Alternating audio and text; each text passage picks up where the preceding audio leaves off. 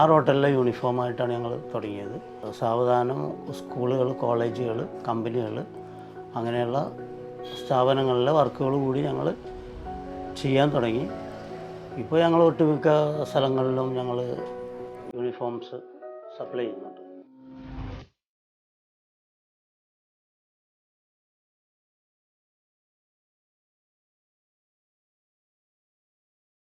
എല്ലാം നല്ല മെറ്റീരിയലാണ് ഞങ്ങൾ ഉപയോഗിക്കുന്നത്. അതുകൊണ്ടിട്ടാണ് ഞങ്ങൾക്ക് വീണ്ടും വീണ്ടും ഓരോ പാർട്ടീസിൻ്റെ ഓർഡർ വീണ്ടും വീണ്ടും കിട്ടുന്നത്.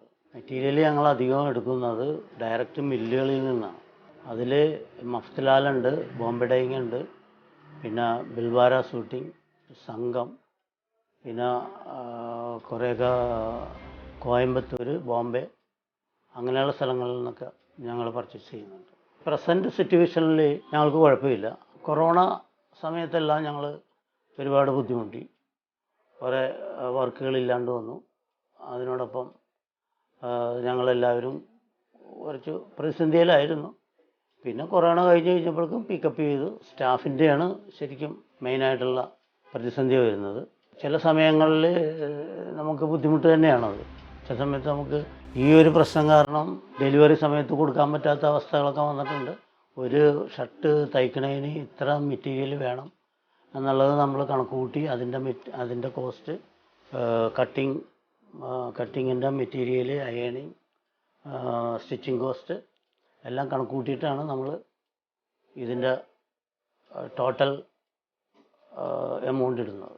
ഒരു കസ്റ്റമർ നമ്മുടെ അടുത്ത് വന്നു കഴിഞ്ഞാൽ അവർ നമ്മളുടെ ക്വാളിറ്റിയും കാര്യങ്ങളൊക്കെ അറിഞ്ഞുകൊണ്ട് തന്നെ അവർ വീണ്ടും വീണ്ടും നമ്മളെ അപ്രോച്ച് ചെയ്യാറുണ്ട്. അതുപോലെ തന്നെ അവരുടെ കെയർ ഓഫിലും പുതിയ കസ്റ്റമേഴ്സിനെയൊക്കെ ഞങ്ങൾക്ക് കിട്ടാറുണ്ട്.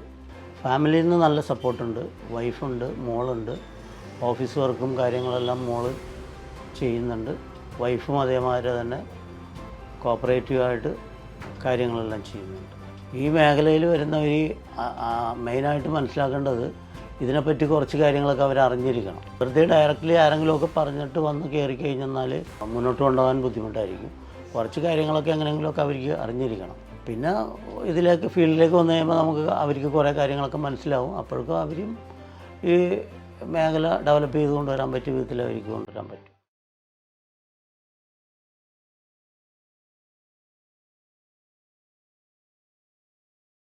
ഒരുപാട് യൂണിഫോം അടിക്കാനുണ്ട്, അതുകൊണ്ട് പണി തുടരുകയാണ്.